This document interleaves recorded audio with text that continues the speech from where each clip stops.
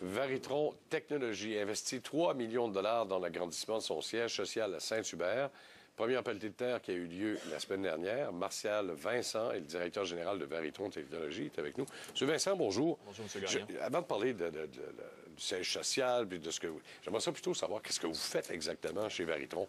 Bonne question. Nous autres, on est une entreprise, ça fait 20 ans qu'on est en affaires. On fait de l'électronique. Donc, on n'a pas de propriété intellectuelle, mais quelqu'un qui a un produit électronique, nous, on le fabrique, on le manufacture. On fait la carte électronique, mais on peut aller jusqu'à faire l'ordinateur ou le concept complet électronique, jusqu'à faire le box build qu'on appelle, donc faire le casing, faire l'ordinateur, le tester, et même l'envoyer chez le client de notre client aussi.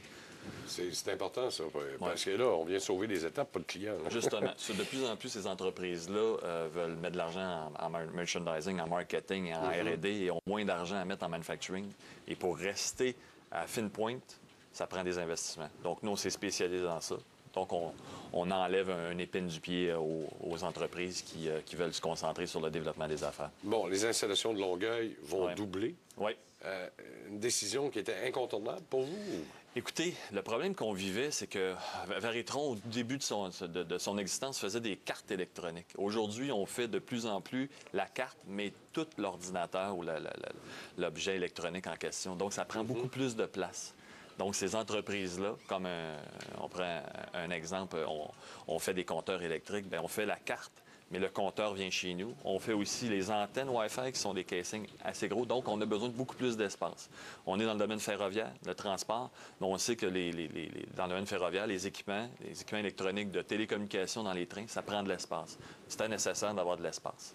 On se prépare à accueillir ce nouveau modèle d'affaires-là, qui est un besoin chez nos clients. Qui n'est pas seulement que des bureaux administratifs. Quand on parle de siège social, on dit habituellement bureau administratif. C'est pas rien que ça. C'est l'usine qui agrandit. Oui, les bureaux administratifs évolueront pas beaucoup. On parle vraiment de l'usine. Et aussi, il faut bien le mentionner, il y a un groupe d'ingénierie, d'ingénieurs français qui vient s'installer au Québec. On a la chance d'avoir été mis en relation avec ces gens-là.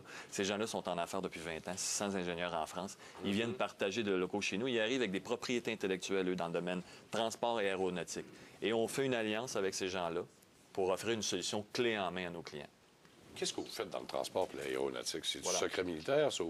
Non, en fait, dans l'aéronautique, prenons le transport ferroviaire. Oui. Alors, on le sait, il y a Bombardier ici, il y a Alstom, il y a des sociétés locales qui vont avoir... Il y a une croissance colossale en Amérique dans le domaine du transport ferroviaire. Qu'est-ce qu'on fait, nous? Il y a des systèmes d'ouverture de portes.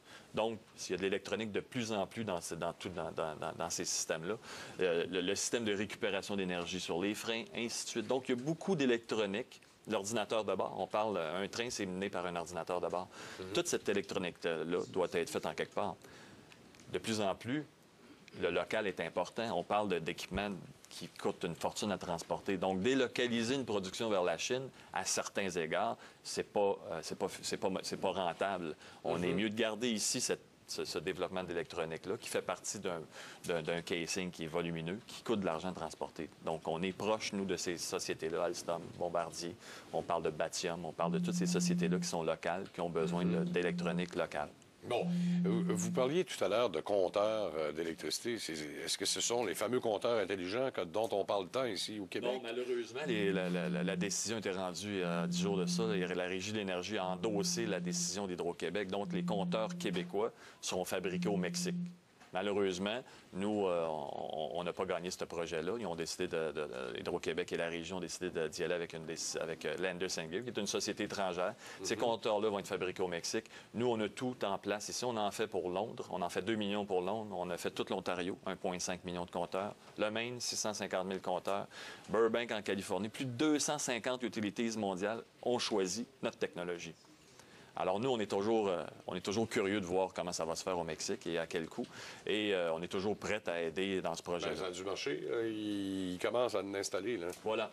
Donc, ils ont débuté l'installation, ils ont fait des tests et on va voir comment ça va évoluer. On est toujours disponibles, nous, pour les aider. Pour les aider ou reprendre le travail. S'il y a une opportunité qui se crée, on est Québécois, on est ici pour les aider. J'espère que ça ne gèlera pas à l'hiver ou à étrange. Vous avez eu beaucoup de partenariats stratégiques. C'est ça qui a fait croître Varitron. Parmi Je vous demandais la question suivante. Parmi les partenariats que vous avez eus, les plus importants, c'est quoi exactement?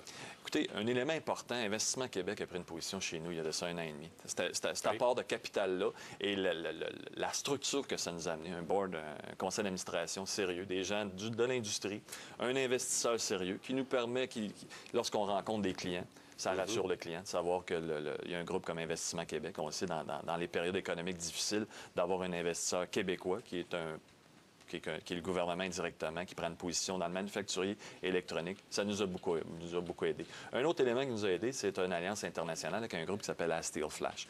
Asteel Flash, c'est comme nous, mais partout sur la planète. C'est un groupe qui a des usines partout. Donc, nous, on concurrence le low-cost et le transfert de manufacturier vers les zones chinoises ou les zones à low cost, mais on fait affaire aussi avec ces gens-là lorsqu'on en a besoin. Donc, il y a des éléments, il y a des dossiers dans lesquels on doit faire transférer de la production à l'extérieur du Canada. Et là, la beauté, c'est qu'on prend notre know-how et on l'exporte et on garde le contrôle du client. Donc, des clients qu'on n'accompagnait pas avant, qu'on n'était pas en mesure d'accompagner, qu'on perdait parce que ces gens-là voulaient avoir du développement ici manufacturé et aussi du développement sur d'autres continents. Oui. Maintenant, on peut les conserver, on peut les garder avec nous et on les accompagne. Je vais vous poser une dernière question. Il reste à peu près 40 secondes. Oui. C'est-tu plus facile de faire affaire ou faire des affaires à Granby qu'à Montréal? C'est une bonne question.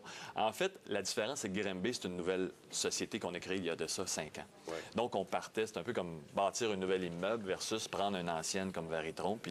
Donc, c'est deux cultures. On essaie de marier ces cultures-là. Granby, c'est une ville dynamique. On aime beaucoup faire affaire là. Saint-Hubert, on est chanceux, on est dans 2 villes. Saint-Hubert, une ville excessivement dynamique avec Longueuil et Granby. Donc, c'est différent. C'est différent. Ouais. Martial Vincent, merci beaucoup encore une fois. Martial Vincent de Veritron Technologies, merci d'avoir été là. On vous dit à la prochaine. Au revoir.